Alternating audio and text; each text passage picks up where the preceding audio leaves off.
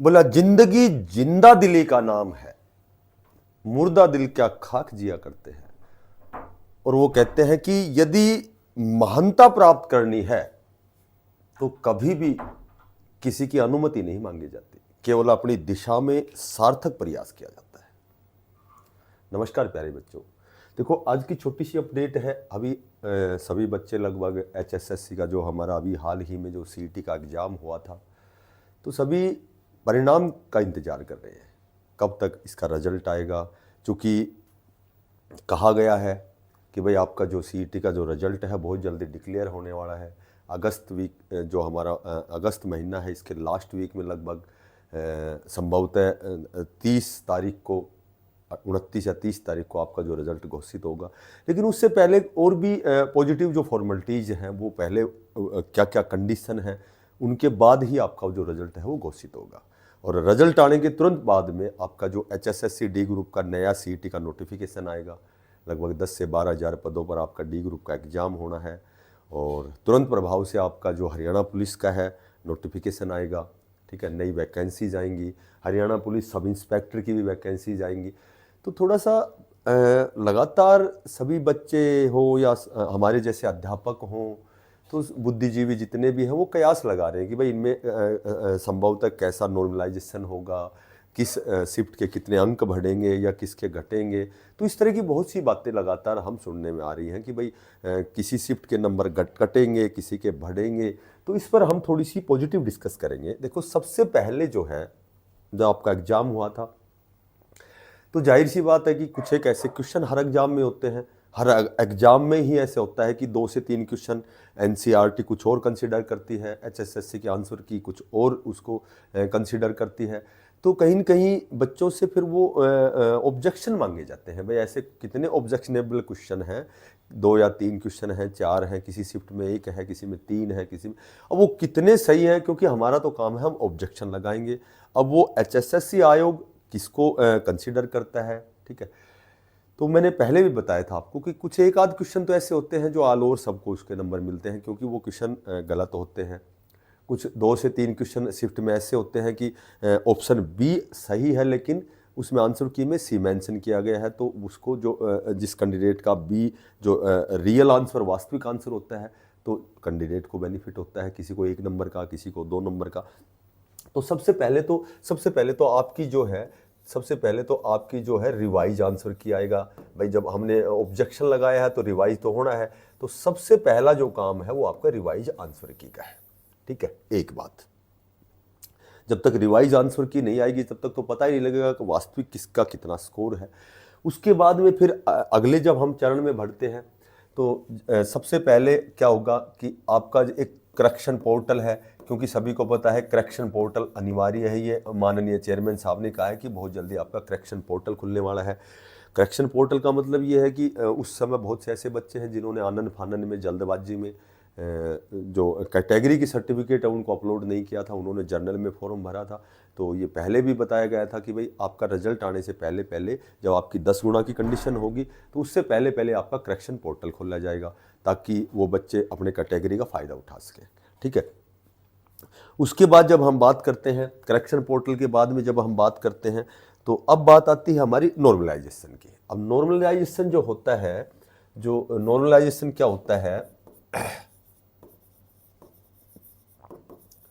Normalisation ये होता है कि देखो कई प्रकार की प्रक्रियाएं होती है। एक तो प्री एग्जाम होता है उसमें अलग प्रकार का होता है, SSC अलग मानती है, राजस्थान अलग नॉर्मलाइजेशन होता है। ठीक है, तो मेन एग्जाम के लिए अलग जब सिलेक्शन होता है, ये एलिजिबिलिटी टेस्ट है, इसका अलग नॉर्मलाइजेशन होता है। तो ऐसा नहीं कि सारे एक जैसे होते हैं। ठीक है, परसेंटाइल होता है, इक्वी परसेंटाइल होता है, तो ये कई प्रकार के नॉर्मलाइजेशन होते हैं। तो यहाँ चूंकि ये तो जाहिर सी बात है कि भाई 4 शिफ्ट थी इसमें, किसी में 3 शिफ्ट होती हैं, किसी में 2 होती हैं, किसी में 3 होती हैं, किसी में, यहाँ 4 शिफ्टों में एलिजिबिलिटी टेस्ट लिया गया, कॉमन एलिजिबिलिटी जिसको हम CET के नाम से जानते हैं। तो यहाँ चूंकि कुछ तो ऐसी बातें सुनने में मिल रही है कि भाई यहाँ जो सेकंड और थर्ड जो एग्ज़ाम था, जो 26 इवनिंग का और 27 जो मॉर्निंग का था, वो एग्ज़ाम थोड़ा सा उसका आसान स्तर था, यानी कि थोड़ा easy level, easy to moderate कह सकते हैं। ठीक है। बाकी जो 2 शिफ्ट बच गई उनमें थोड़ा सा डिफिकल्ट लेवल का था, उसे थोड़ा सा क्लिष्ट लेवल का पेपर था। तो सुनने में ये आ रहा है कि भाई यहाँ जो दूसरी और तीसरी यहाँ नंबर घटेंगे, यहाँ नंबर बढ़ेंगे, ठीक है। तो मेरे ख्याल से जो सीईटी जो कॉमन एलिजिबिलिटी टेस्ट है वहाँ घटने का तो मतलब ही नहीं है। एक तो जहाँ तक मैं समझता हूँ कि ऐसा कुछ नहीं था कि जो डिफिकल्ट स्तर का था 15 नंबर बढ़ेंगे, 20 नंबर बढ़ेंगे, 35 वाले के 50 होंगे, इस तरह की बातें भी सुनने में मिलती है। तो ऐसा तो है नहीं कि पहली और चौथी शिफ्ट है, यदि ये डिफिकल्ट था तो इसमें किसी प्रकार का आउट ऑफ सिलेबस नहीं था, क्योंकि एज इट इज वही हरियाणा जी के वही जो मेंशन किया गया था सिलेबस, वो एज इट इज सिलेबस था। तो ऐसा तो नहीं है कि भाई ये बहुत ज़्यादा 15 नंबर का ही सरल था और ये 15 नंबर ये डिफिकल्ट थे, तो इस तरह की मुझे तो लगता नहीं। हाँ, संभवतः ऐसा हो सकता है आपका नॉर्मलाइजेशन, क्योंकि ये चूंकि एलिजिबिलिटी टेस्ट है, इसमें परसेंटाइल करना वो करना, ये तो सिलेक्शन तो है नहीं। इसमें तो हमें मेन एग्जाम के लिए क्वालिफाई होना है, अपने आप को क्वालिफाई करना है, मेन एग्जाम की तैयारी करना है। और वो भी मैं आपको बताता हूँ कि एक तो एक स्तर का पेपर कभी नहीं बनता है। जैसे ये बिल्कुल बिल्कुल भी गलत नहीं है कि भाई ये सरल क्यों है, ये कठिन क्यों है, क्योंकि जो पेपर जब बनाते हैं तो कोई ऐसा भी क्वेश्चन होता है, और सरल कठिन तो वही होता है, भाई कोई चीज़ हमें नहीं आती वो कठिन है, वो आती वो सरल है।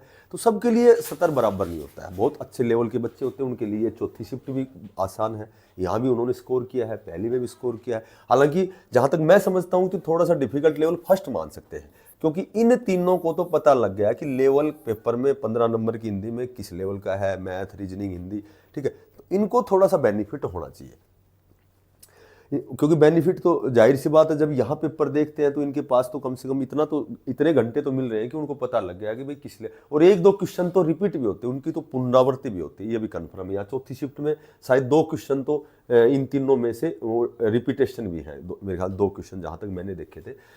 तो ऐसा तो एलिजिबिलिटी टेस्ट है तो नहीं है कि भाई यहाँ नंबर काटो, यहाँ नंबर दो, इनको बराबर करो। भाई इनकी गलती नहीं है, क्योंकि गलती क्यों नहीं है, क्योंकि इन्होंने प्रयास अच्छा किया है, तैयारी की है, स्कोर अच्छा किया है। हाँ, इनको फायदा दे सकते हैं पहली और चौथी में, जैसे 5 से 6 नंबर यहाँ दे दिए, 4 से 5 या 5 से 6 नंबर यहाँ दे दिए, यहाँ 4 दे दिए, यहाँ 5 दे दिए, यहाँ 6 दे दिए, यहाँ 5 दे दिए। तो इस तरह से इनको एवरेज स्कोर को बराबर करने के लिए कर सकते हैं। पर ऐसा नहीं कि भाई जिसके 70 नंबर आए उसके 10 काट दिए और जिसके 50 है उसको 20 नंबर दे दिए, ऐसा नहीं है।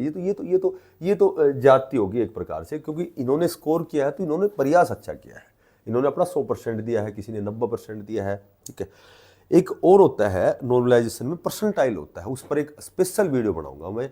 इक्विप परसेंटाइल क्या होती है, परसेंटाइल क्या होती है, ठीक है। एक पहले जो जेड फॉर्मूला था, वो जेड फॉर्मूला क्या होता है, पर वो मेन एग्जाम में होता है। एसएससी क्या करती है, राजस्थान में क्या होता है, तो इस पर भी एक बहुत अच्छी वीडियो बनाऊंगा मैं।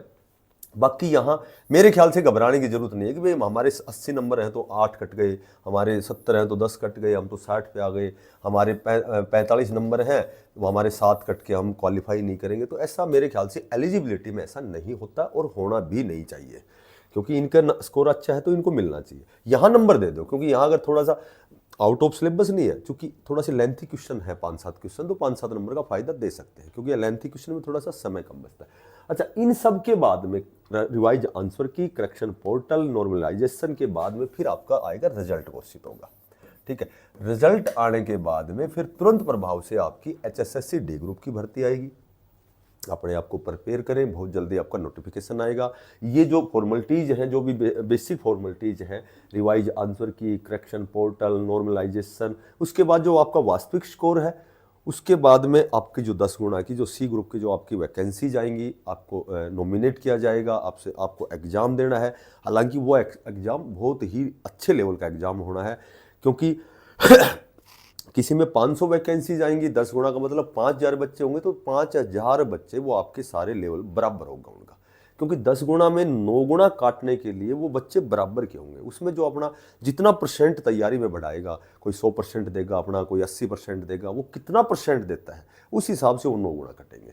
तो वो पेपर बड़े अच्छे लेवल का होगा। ये CET कोई नौकरी नहीं है, ये तो अगला हमारा मार्ग, हमारा रास्ता प्रशस्त करता है। आगे का जो मार्ग जो है वो हमारा प्रशस्त करता है कि हमने कितना अच्छा स्कोर किया है, हम 10 गुना में आए हैं।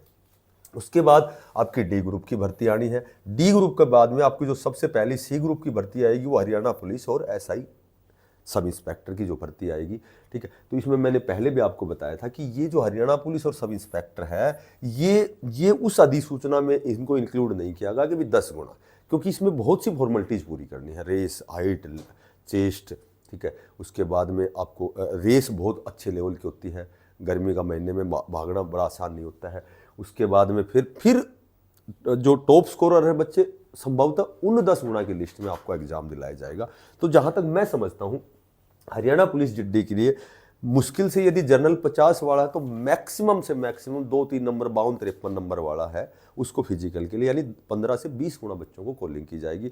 और संभवतः अच्छा स्कोर जिसका होता है, अच्छा स्कोर होता है, उसका फिजिकल जो है वो ग्राउंड बहुत अच्छा नहीं होता है, क्योंकि जो बच्चा 75-80 नंबर ले रहा है, 70 प्लस ले रहा है, तो वो फिजिकली बहुत स्ट्रॉन्ग नहीं होता है। तो जो जिड्डी की भर्ती है जो आपकी कितनी आती है, अभी ऑफिशियल तो नहीं आई कोई, बाकी कई बार अखबार में पढ़ा है कि भाई 6100 से 6200 वैकेंसीज आएंगी नई, एक 5600 की पहले से है ऑलरेडी जो ओल्ड सीईटी पे है। तो वो कैसे क्या होता है वो उसकी पूरी ऑथेंटिक अपडेट नहीं है। बाकी आपकी भर्ती आएगी तो लगभग सीईटी क्वालिफाई है, उनको पीएसटी पीएमटी के लिए कॉलिंग किया जाएगा, जहाँ तक मैं समझता हूँ। सब इंस्पेक्टर की यदि बात करें तो लगभग जहाँ तक मैं समझता हूँ कि कैटेगरी में 60 से 65 वाला 10 गुना में यदि फिजिकल करता है तो, और 65 प्लस वाला यानी कि 65 से 70 तक वो जो है जर्नल में जो है वो 10 गुना में यदि फिजिकल करता है तो जर्नल में वो 10 गुना में अपने आप को क्वालिफाई करेगा, ठीक है। तो जो भी साथी नया है चैनल को सब्सक्राइब करना, इसको ज़्यादा से ज़्यादा शेयर करना। फिर मिलते हैं किसी नई अपडेट के साथ, तब तक के लिए सभी बच्चों को, साथियों को बेस्ट ऑफ लक, सभी को धन्यवाद, राम राम।